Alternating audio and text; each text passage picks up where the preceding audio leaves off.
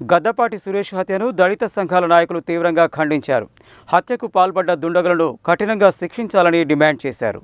శనివారం స్థానిక అంబేద్కర్ భవన్లో ఏర్పాటు చేసిన మీడియా సమావేశంలో దళిత సంఘాల నాయకులు మాట్లాడుతూ కలర్ ల్యాబ్ నిర్వహిస్తూ జీవనం కొనసాగిస్తున్న గద్దపాటి సురేష్ను గుర్తు తెలియని దుండగులు అతి దారుణంగా హత్య చేయడం అన్యాయమని, ఈ హత్యను తీవ్రంగా ఖండిస్తున్నామని దళిత సంఘాల నాయకులు అన్నారు. హత్యకు పాల్పడిన దుండగుల వివరాలను పోలీసులు విచారణ చేసి త్వరితగతిన ఛేదించి వారిని కఠినంగా శిక్షించాలని డిమాండ్ చేశారు. ఈ సమావేశంలో దళిత సంఘాల నాయకులు కత్తుల షణ్ముఖ కుమార్, పాలడుగు నాగార్జున, కత్తుల జగన్ కుమార్, చింత శివరామకృష్ణ, పెరిక అంజయ్య, ఇరిగి ప్రసాద్, వంటపాక యాదగిరి, మైనం వేణు, కత్తుల సన్ని, బోయ వేణు, మారపాక నరేందర్ తదితరులు పాల్గొన్నారు.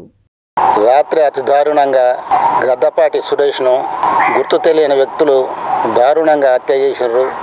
మరి ఆ హత్యను నల్గొండ దళిత సంఘాలు మరియు మాదిగ జేఏసీ తరఫున తీవ్రంగా ఖండిస్తున్నాము. దీని అతి త్వరగా పోలీస్ డిపార్ట్మెంటు ఛేదించి వాళ్ళను కఠిన శిక్ష చేయాలని కోరుతున్నాను. మరి అంత దారుణంగా మరి ఆ సురేష్కు భార్య పిల్లలు ఉన్నారు.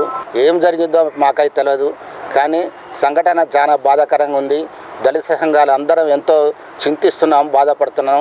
వాళ్ళను కఠినంగా శిక్షించాలని గవర్నమెంట్ను కోరుతున్నాను. జిల్లా కేంద్రంలో పోలీస్ స్టేషన్కు అత్యంత దగ్గరగా ఉన్నటువంటి మణికంఠ ల్యాబ్ ఓనర్ని గద్దపాటి సురేష్ అనేటువంటి ఒక దళితుడిని అత్యంత దారుణంగా మరి పొడిచి చంపడం అనేది జరిగింది. వాస్తవంగా దళితులు అనగానే ఎవరు ఏం చేయలేరు, వాళ్ళని చంపినా ఏమి లేదనేటువంటి ఒక భావనతో ఈరోజు ఈ సమాజంలో అనేక హత్యలు జరుగుతూ ఉన్నాయి. మరి పోలీసు వ్యవస్థ కూడా దీన్ని కఠినంగా పరిశీలించాల్సిన అవసరం ఉంది, పరిగణలోకి తీసుకొని దోషులను శిక్షించాల్సిన అవసరం ఉంది.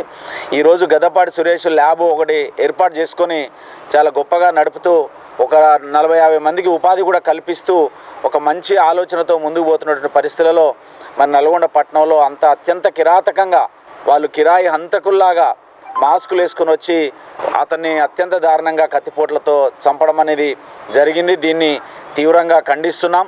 ఎంతటి దోషులైనా కూడా వదిలిపెట్టకుండా పోలీసు వారు కఠినంగా శిక్షించాల్సిన అవసరం ఉంది. ఇట్లాంటి కేసులలో ఫాస్ట్ ట్రాక్ కోర్టులకు కూడా అప్పచెప్పి దోషుల్ని కఠినంగా శిక్షించాలని చెప్పి డిమాండ్ చేస్తూ ఉన్నాం. ఫోటోగ్రాఫర్ ఫోటో స్టూడియో నడుపుకుంటున్నటువంటి గద్దపాటి సురేష్ని అతి దారుణంగా కిరాతకంగా హత్య చేయడము ఈ సభ్య సమాజము సిగ్గుచేటని తెలియజేస్తూ, మరియు ఈ యొక్క హత్యాకాండ విషయంలో దళిత సంఘాలన్నీ తీవ్రంగా ఖండిస్తున్నాము. మరి ఇటువంటి ఘోరమైనటువంటి కిరాతక చర్యని వెంటనే ఆ దుండగులని పట్టుకొని వారికి కఠినమైనటువంటి శిక్ష వేయాల్సిందిగా నేను ఈ యొక్క ప్రభుత్వాన్ని డిమాండ్ చేస్తున్నాము. వీలైనంత త్వరలో ఈ యొక్క సమస్యని పరిష్కారం చేసి ఇక ముందు ఇలాంటి కిరాతకమైన చర్యలు పునరావృతం కాకుండా తగిన శిక్షలు కట్టుదిట్టమైనటువంటి ఫాస్ట్ ట్రాక్ కోర్టుల ద్వారా వెంటనే వారికి శిక్ష పడే విధంగా చర్యలు తీసుకోవాల్సిందిగా ఈ యొక్క పోలీస్ డిపార్ట్మెంట్ని మరి ప్రభుత్వాన్ని మా యొక్క దళిత సంఘాల ద్వారా మేము వారిని విజ్ఞప్తి చేస్తూ ఇట్లాంటి కిరాతకమైన చర్యలకు ఇకపై పునరావృతం కావద్దని తెలియజేస్తున్నాను.